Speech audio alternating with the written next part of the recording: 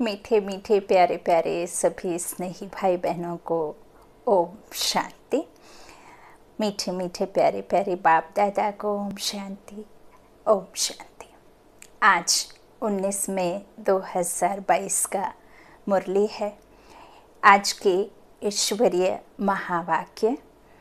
आज ज्ञान के सागर गीता के भगवान निराकार शिव परमात्मा ने हम निराकार आत्म पंछियों से मुरली में कहा, मीठे बच्चे, इस समय इस भारत को श्रीमत की दरकार है।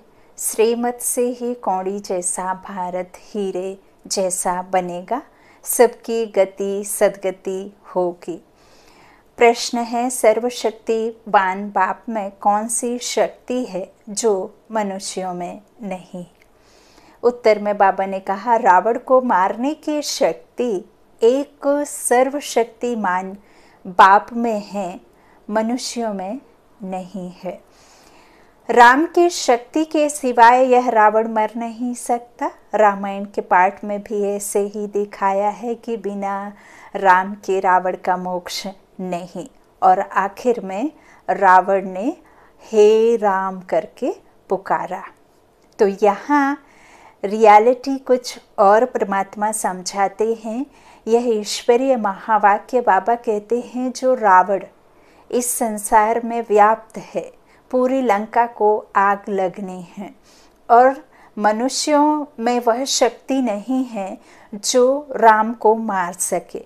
जब तक वह एवर प्योर सुप्रीम सोल निराकार राम सर्वशक्तिमान बाप यहाँ आकर हम सबको यह बात ना बताए कि रावण क्या है, रावण किसे कहते हैं, वह सब जब तक नॉलेज हम मनुष्यों को नहीं मिलती तब तक तो रावण का नाश हो ही नहीं सकता। तो कल्प के अंत में संगम युग पर स्वयं परमात्मा आकर इस रावण का जो अर्थ समझाते हैं कि 5 विकारों को, काम क्रोध मोह लोभ अहंकार को ही रावण कहते हैं, जिस कारण ही हम आत्माएं दुखी होती हैं। और इस द्वापर में यह शुरुआत हो चुकी होती है, रावण आ चुका होता है। तो यह सारी नॉलेज बुद्धि से समझ कर उसे परमात्मा के महावाक्यों को धारणा करनी है। और बिना राम के रावण मर नहीं सकता। यह बात बाबा के बच्चे अच्छी रीति समझ ही चुके हैं। अच्छा, बाप जब आते हैं तब तुम बच्चों को ऐसी शक्ति देते हैं जिससे तुम भी रावण पर जीत पा लेते हो। योग अग्नि में दग्ध हो जाते हैं सारे हमारे जो भी पाप विनाश करने होते हैं, वह योग अग्नि से ही दग्ध होते हैं। ओम शांति। मीठे बच्चे जानते हैं यह होली हंसों की सभा है। यहाँ सब ब्राह्मण बैठे हैं। पवित्र को ब्राह्मण कहा जाता है, अपवित्र को शूद्र वर्ण का कहेंगे। जो पुरुषार्थी हैं उन्हों को हाफ कास्ट कहेंगे, ना इधर के ना उधर के। एक पाँव उस पार जाने वाली नाव में, एक पाँव इस पार वाली नाव में होगा तो चिर जाएंगे। इसलिए निर्णय करना चाहिए, एक तरफ पैर रखना है ना कि किस तरफ जावें। यदि हम 2 पाँव पे 2 नाव पे पैर रखेंगे तो एक उस तरफ खींचेगा, एक इस तरफ खींचेगा, तो आपके पैरों का क्या होगा? एक खींचते खींचते खींचते एक लिमिट टाइम बाद चिर जाएगा ना। तो इसी तरह बाप समझाते हैं किस तरफ जावें। अगर कोई असुर बैठे होंगे तो विघ्न डालेंगे। यह कौन समझाते हैं? शिव बाबा। शिव बाबा समझाते हैं। शिव के लिए ही बाबा अक्षर मुख से निकलता है। शिव बाबा ही झोली भरने वाला है, आत्म रूपी झोले को। बाप से जरूर वर्षा मिलेगा। शिव के कितने अथाह मंदिर हैं, वह भी हैं निराकार, विश्व का रचयिता। विश्व में लक्ष्मी नारायण का राज्य था तो जरूर बाप से वर्षा मिला होगा। अभी तुम शूद्र से ब्राह्मण बने हो। शूद्र हैं पत्थर बुद्धि, लक्ष्मी नारायण सो पारस बुद्धि थे ना। माया से बुद्धि मारी जाती है। माया का नाम भारत में मशहूर है। इस समय माया रावण का राज्य है, अर्थात रावण संप्रदाय है, इसलिए रावण को मारते हैं। परंतु मरता नहीं। सालों साल और बड़ा बड़ा एफिजी बनाते चले आते हैं, हर साल जलाते हैं, फिर भी नहीं मरता। हाँ, तो राम की शक्ति के सिवाय रावण पर जीत पा नहीं सकते, क्योंकि वह तो हमारे अंदर ही है। उसे कैसे जलाना है, कैसे मारना है, कैसे हमें खुद पर जीत पानी है। तो सच्चाई पर बुराई की जीत है ना, विकारों पर, इस परमात्मा के ज्ञान सागर के जो विकारों पर हम कर्मातीत बनते हैं ना, विजयी जीत करते हैं। तो इस तरह बाप कहते हैं कि बिना मेरे रावण पर जीत नहीं पा सकते, सर्वशक्तिमान से ही शक्ति मिल सकती है। वह तो है एक परमपिता परमात्मा, उनका ना सूक्ष्म शरीर है ना स्थूल, यह भी किसकी बुद्धि में नहीं आया है ना, यह भी नहीं है ना, किसी की बुद्धि में नहीं आता है कि वह निराकार फिर भारत में कैसे आया। आत्मा ऑर्गन्स के बगैर तो कर्म कर नहीं सकती, आत्मा बिना शरीर लिए कर्म में तो हो नहीं सकती, तो कुछ भी समझते नहीं, इसलिए पत्थर बुद्धि कहा जाता है। बाप बैठ समझाते हैं, भगवान है ऊंचते ऊंच, सब उनकी सबसे ऊंच मत है, नहीं तो भगवान का सिमरन क्यों करते हैं, हर कोई करता है, तो उनकी मत सिमरते हैं। ज़रूर भगवान के आने का भी ड्रामा में पार्ट है, मनुष्य समझते नहीं। बहुत लोग कहते हैं क्राइस्ट से 3000 वर्ष पहले गीता सुनाई गई थी, परंतु यह तो बताओ वह गीता किस नेशन को, किस युग में सुनाई गई और किसने सुनाई, क्यों सुनाई। एक ही शास्त्र में कृष्ण भगवान वाच लिखा हुआ है, फिर रुद्र ज्ञान यज्ञ भी कहते हैं। रुद्र तो शिव बाबा को कहा जाता है, कृष्ण को कभी बाप नहीं कहेंगे, शिव बाबा कहा जाता है। शिव बाबा ही नॉलेजफुल है, विल्सफुल है, तब तो भक्त लोग पुकारते हैं, समझते हैं भक्ति करने के बाद भगवान मिलेगा। अच्छा, भक्ति कब शुरू होती, भगवान कब मिलता, पाप आत्माओं की दुनिया से पुण्य आत्माओं की दुनिया में कब जाना होता है, यह कोई नहीं जानते। तुम भी शूद्र वर्ण के थे, अब तुम ब्रह्मा मुख वंशावली ब्राह्मण कहलाते हो। ब्राह्मण किसने बनाया, शिव बाबा ने, यह है रचयिता और हम सब हैं रचना। तो ब्राह्मण वर्ण है सबसे ऊंच, ब्राह्मणों की चोटी भी है, क्योंकि साकार में है ना, दिखाते ना पीछे ब्राह्मण चोटी रखते हैं, तो यहाँ चोटी कैसे परमात्मा ने साक्षात्कार हमें और उसे यथार्थ नॉलेज दे करके समझाया है ना, कि ब्राह्मणों की चोटी का मीनिंग क्या है। बाबा कहते हैं तो ब्राह्मणों की चोटी साकार में है ना, परंतु उन्हों को बनाने वाला निराकार है, वह परम पिता परम आत्मा माना परमात्मा। यह अक्षर पक्का याद कर लो, वही परम शिक्षक, परम सत्य गुरु, परम माँ, वही टीचर गुरु शिक्षक है ना, देवों का देव, सभी परम आत्मा ही है। तो इस तरह अक्षर पक्का याद कर लो। ड्रामानुसार जब सृष्टि तमो प्रधान बन जाती है तब मुझे आना पड़ता है। मैं भी ड्रामा के बंधन में बंधा हुआ हूँ, जब तक मेरा ड्रामा में पार्ट नहीं मैं आ नहीं सकता है ना। तो तुमको पतित से पावन बनाए सुख शांति का वर्षा आकर देता हूँ, बाकी सबको शांति का वर्षा मिल जाता है। मुक्ति जीवन मुक्ति का गाया है ना बाबा ने। तो बरोबर सतयुग त्रेता नई दुनिया थी जो राम ने स्थापन की। राम ने भी शिव बाबा अक्षर ठीक कहे, राम से भी शिव बाबा अक्षर ठीक है। बाबा कहते हैं राम नहीं कहो लेकिन शिव बाबा अक्षर उससे भी बेस्ट है। शिव बाबा अक्षर सबके मुख पर है, तो बाबा नई दुनिया का रचयिता है। वह आकर वर्षा देते हैं, गीता ब्राह्मणों को ही सुनानी है। जब शूद्र से ब्रह्मा मुख वंशावली ब्राह्मण बने तब उनको गीता सुनाई। ब्राह्मणों का ज्ञान का तीसरा नेत्र खोला, इसलिए कहते हैं ज्ञान अंजन सत्य गुरु दिया, अज्ञान अंधेर विनाश।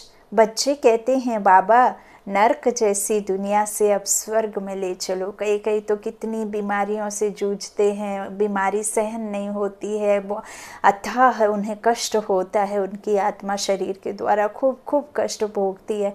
तो वो तो दिन रात कहते हैं मुझे इस कष्ट से भल उठा लो बाबा, मुझे मौत को गले लगाने के मंजूर है, लेकिन ये दर्द जीते जी मैं सह नहीं सकता, है ना। तो इस तरह से बाबा कहते हैं, सभी कहते, बच्चे कहते हैं बाबा नर्क जैसी दुनिया से अब स्वर्ग में ले चलो। अब बाबा कहते हैं अब स्वर्ग थोड़े ना कहीं कोई दुनिया में है, यहाँ ही लाना है, अब तुमको ही उसके लिए मशक्क़त करनी है, मेहनत करनी है ना, तो जल्दी आ जाएगा। बाबा कहते हैं यह है शिव भगवानोवाच, शिवाचार्य वाच। शिवाचार्य शिव बाबा बेहद का संन्यास सिखलाते हैं, शंकराचार्य का है हद का संन्यास। बेहद का बाप कहते हैं पुरानी दुनिया को भूलो, अब तुमको सदा सुख की दुनिया में चलना है। कृष्णपुरी और कंसपुरी कहते हैं ना, कृष्णपुरी सतयुग को, कंसपुरी कलयुग को कहा जाता है। दोनों इकट्ठे हो ना सके। सतयुग में फिर कंस कहाँ से आया? वहाँ तो कंस अकासुर बकासुर की बात ही नहीं, किसी भी देवता के हाथ में शस्त्र उठाने की बात ही नहीं, वहाँ थोड़े ना कोई मारने मुराने की बात होती है ना। तो यहाँ ही सब होना है, यही महाभारत और यही जो रामायण का खेल चल रहा है ना। राम आते हैं रावण से छुड़ाने, तो इस तरह से बुद्धि से समझना है। बाबा कहते वहाँ कंस कहाँ से आया? बुद्धि से काम लेना चाहिए ना। अब बाप खुद आया है स्वर्ग का अथाह सुख देने। बाबा कहते हैं इस अंतिम जन्म में जो पढ़े वह पढ़े, फिर तो राजा स्थापन हो जाती है। बाप ही आकर शूद्र से ब्राह्मण सो देवता बनाते हैं। अब एग्ज़ाम के टाइम पढ़ना, 2 दिन पहले 3 दिन पहले पढ़ना, तो कितना टेंशन लेकर के पढ़ना, पढ़ाई पढ़ना कि टेंशन रहना कि बनेगा कि नहीं बनेगा, इतने कम समय में इतना सारा कोर्स है, कैसा पूरे करेंगे, कैसे पढ़ेंगे, कैसे लिखेंगे, वो टेंशन रहेगा, या फिर आप पढ़ाई पढ़ रहे होंगे। तो यह भी जो एग्ज़ाम के टाइम पर जब बिल्कुल वह उस प्लेस पर जाकर के हम जब एग्ज़ाम का समय आ जाए तब यह पढ़ाई पढ़ें, तो फिर पछतावे के अलावा, टेंशन के अलावा कुछ नहीं। यूँ भल हर एक रोज़ यह पढ़ाई पढ़ते रहो तो तैयारी पूरी हो जाएगी, फिर कोई डर कोई टेंशन की बात नहीं रहेगी। तो यह सब बातें हर जगह लागू होती हैं, नियम है ना। बाबा भी यही कह रहे हैं कि यही जो है यहाँ पर राजा स्थापन हो जाती है, बाप ही आकर शूद्र से ब्राह्मण सुदेवता बनाते हैं, यही अंतिम जन्म है। तो वो लोग हिंदू को क्रिश्चियन या बौद्ध ही बनाएंगे, परंतु यह कभी सुना कि शूद्र वर्ण को ब्राह्मण वर्ण बनाया? यह तो शिव बाबा का ही काम है, वो ही ब्राह्मणों को फिर देवता बनाते हैं। हर एक अपने से पूछे कि हम पहले किस धर्म में और किस वर्ण के थे, गुरु कौन था, शास्त्र कौन सा पढ़ते थे, गुरु से क्या मंत्र मिला, फिर कब से शिव बाबा ने ब्रह्मा द्वारा ब्राह्मण वर्ण में लाया, यह हर एक से लिखाना चाहिए। अब तुम बच्चों को तो बाप कहते हैं मुझे याद करो, माया रावण ने तुम्हारी क्या दुर्दशा कर दी। अब तुम बने हो ब्राह्मण संप्रदाय, फिर देवी संप्रदाय बनना है। तुम्हें निराकार परमपिता परमात्मा ने कन्वर्ट किया है। बच्चों को हर एक से लिखाना चाहिए कि किस धर्म के थे, किसको पूजते थे, गुरु किया है या नहीं, फिर ब्राह्मण वर्ण में कौन ले आया, यह बाबा भी लिखेंगे कि हम हिंदू धर्म के कहलाते थे। ब्रह्मा बाबा ने भी लिखा, उन्होंने भी बताया कि हमने बहुत गुरु किए, 12 गुरु थे, है ना। दिन रात खुद के चित्र को तकिए के नीचे रख कर के सोया करते थे। अब मैं सभी के सामने अपना भी राज खोलती हूँ, बाबा मेरा कोई गुरु है ही नहीं। लौकिक जीवन में मैंने किसी को गुरु नहीं किया, और मेरे इष्ट हनुमान जी थे, मैंने पूजन उनका किया, और जब मुझे ज्ञान मिला तो आपके पास आ गए, आप ही गुरु हैं। आप ही टीचर हैं, आप ही शिक्षक हैं, और ना ही मेरे कोई लौकिक जीवन में ऐसा कोई फ्रेंड है जिसके बिना मैं रह नहीं सकती। तो ऐसा कोई भी संबंध मेरा नहीं है जिसके बिना एक क्षण में जी ना पाऊँ, चाहे वो शरीर रूपी गुरु हो और चाहे किसी तरह का भी गुरु हो, है ना। लेकिन हाँ, हनुमान जी को मैंने बहुत बहुत बहुत माना, तो वही मेरे इष्ट थे। मैं कहीं भी जाती थी तो वही दिखते थे, है ना, उनको ही मैं पुकारती थी। अच्छा, ये तो हुई मेरी बात। अब बाबा कहते हैं सबसे लिखाना चाहिए, है ना। बाबा कहते हैं हिंदू धर्म के कहलाते थे, गुरु बहुत किए, किसने? ब्रह्मा बाबा ने। शास्त्र बहुत पढ़े। सिख धर्म वाले कहेंगे हम सिख धर्म के हैं। सिर्फ भारतवासियों को अपने देवी देवता धर्म का पता नहीं है ना, वह भी प्रायः लोप हो जाता है ना। तो बाबा कहते हैं अब उसमें भी किसी का दोष नहीं है। ऐसे नहीं कि सिख धर्म वाले अपने को देवता कहलाएंगे, हो ना सके। हर एक अपने को अपने धर्म वाला ही कहलाएंगे। अब बाप कहते हैं जो शिव के भक्त व शिव की रचना देवी देवताओं के भक्त होंगे उनको सुनाना है, वे अच्छी रीति सुनेंगे। सतयुग त्रेता में बरोबर सूर्यवंशी चंद्रवंशी थे, जिन्हों के चित्र भी हैं। इंग्लिश में डिटिज्म कहा जाता है ना, डिटिज्म धर्म, देवी देवता धर्म। तो गॉड गॉडेस का राज्य होता है ना, तो अभी बाबा देवी देवता धर्म की स्थापना कर रहे हैं। अब तुम ब्राह्मण वर्ण से देवता वर्ण वाले बन रहे हो। भारतवासी ही आपे ही पूजे, आपे ही पुजारी बनते हैं। सतयुग में पूज्य थे, बाबा कहते हैं मैं तो एवर पूज्य हूँ, एवर प्योर हूँ, है ना। अनप्योरिटी में तो तुम जाती हो आत्माएं, बच्चे। तो अभी तुम यहाँ आए हो राजयोग सीखने, भविष्य 21 जन्मों के लिए शिव बाबा से वर्षा लेने, तो फॉलो करना चाहिए। जब तक तुम ब्रह्मावंशी नहीं बनेंगे तो ब्राह्मण कैसे कहलाएंगे? अच्छा, आज भोग है, ब्राह्मणों को खिलाने की भी रस्म पड़ी हुई है, बाकी ज्ञान का इससे ताल्लुक नहीं है। यहाँ तो है ज्ञान सागर और ज्ञान गंगाओं का मिलन। वहाँ फिर देवताओं और तुम ब्राह्मणों का मेला लगता है, इसमें मूंझने की बात नहीं। बाप कहते हैं मैं देह सहित देह के सब संबंधों से ममत्व मिटाते जाओ, ऐसा कहने में आया हूँ। मुझ एक को याद करो तो अंतमति सो गति हो जाएगी।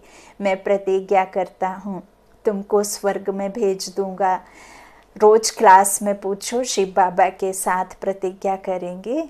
शिव बाबा कहते हैं मेरी मत पर चलो। बाप की श्रीमत नामी ग्रामी है। श्रीमत अर्थात श्रेष्ठ मत। ब्रह्मा की मत भी गाई जाती है। ब्रह्मा से भी ब्रह्मा का बाप शिव बाबा ऊंच है ना। वो सागर किस में आके ठहरा? ब्रह्मपुत्र नदी में, है ना।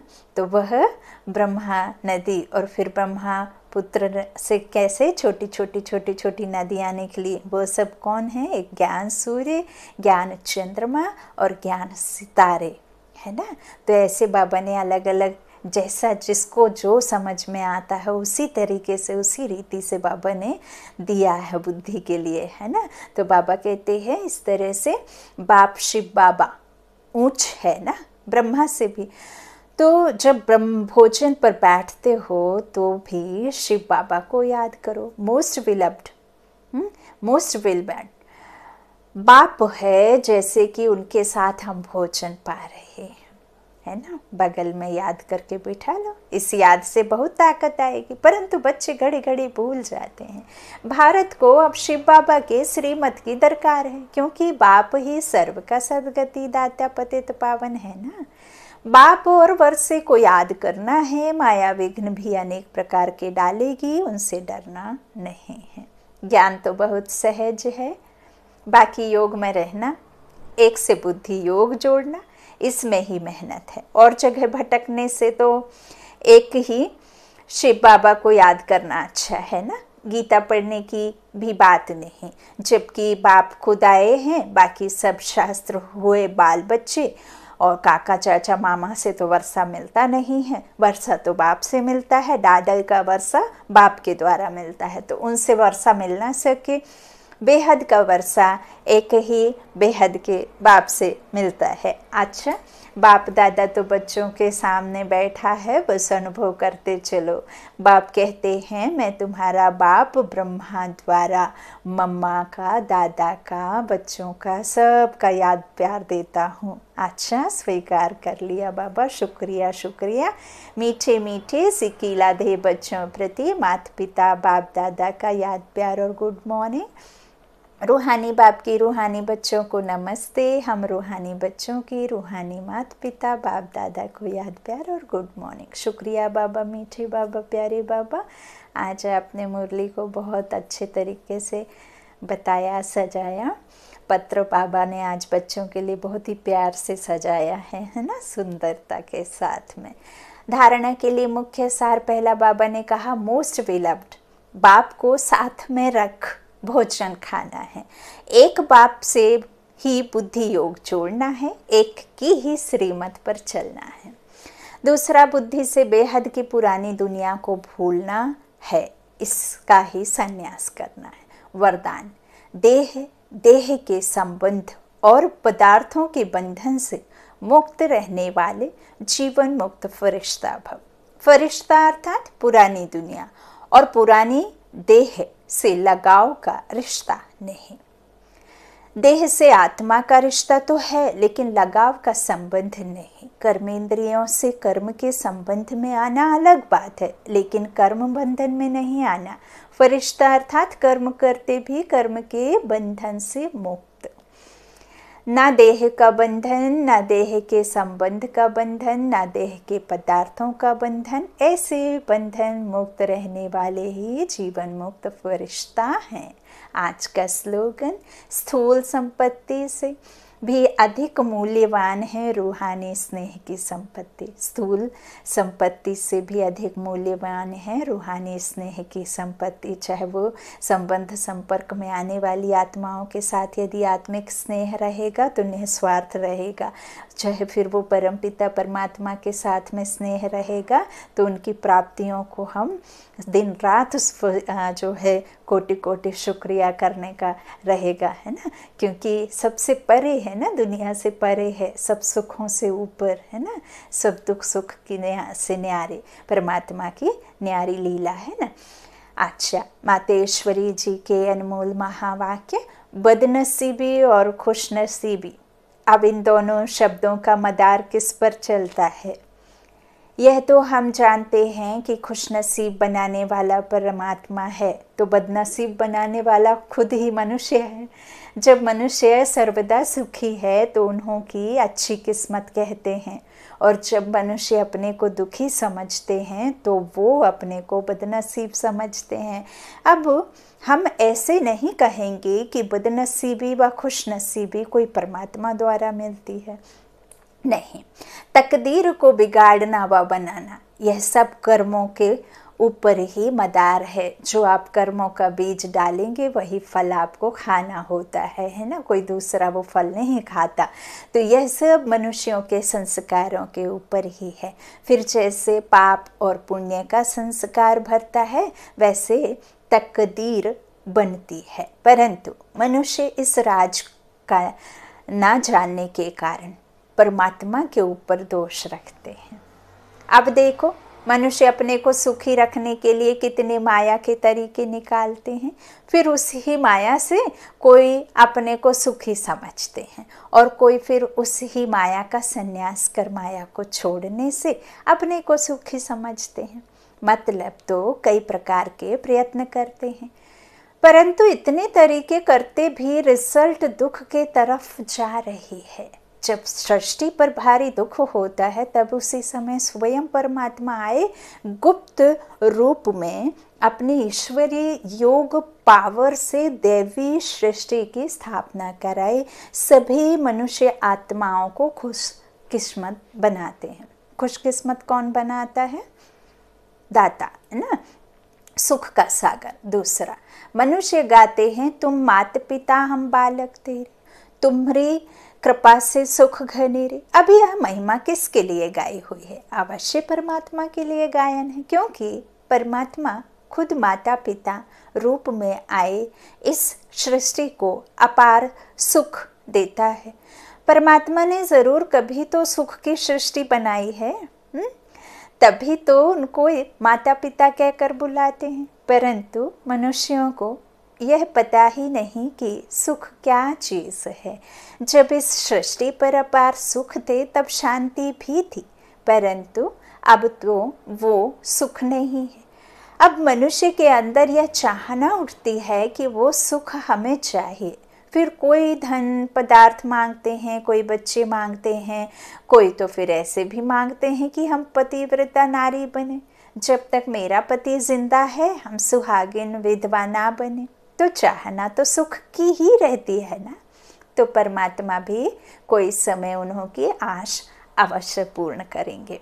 सतयुग के समय जब सृष्टि पर स्वर्ग है तो वहाँ सदा सुख है, दुख नहीं है। इस तरह जहाँ स्त्री कभी दुहागिन नहीं बनती है, तो वो आश सतयुग में पूर्ण होती है, जहाँ अपार सुख है। और यहाँ तो सिर्फ आपको फल भुगतना है कर्मों का, है ना। कर्मों का बीज बोया, उसी का फल भुगतना है।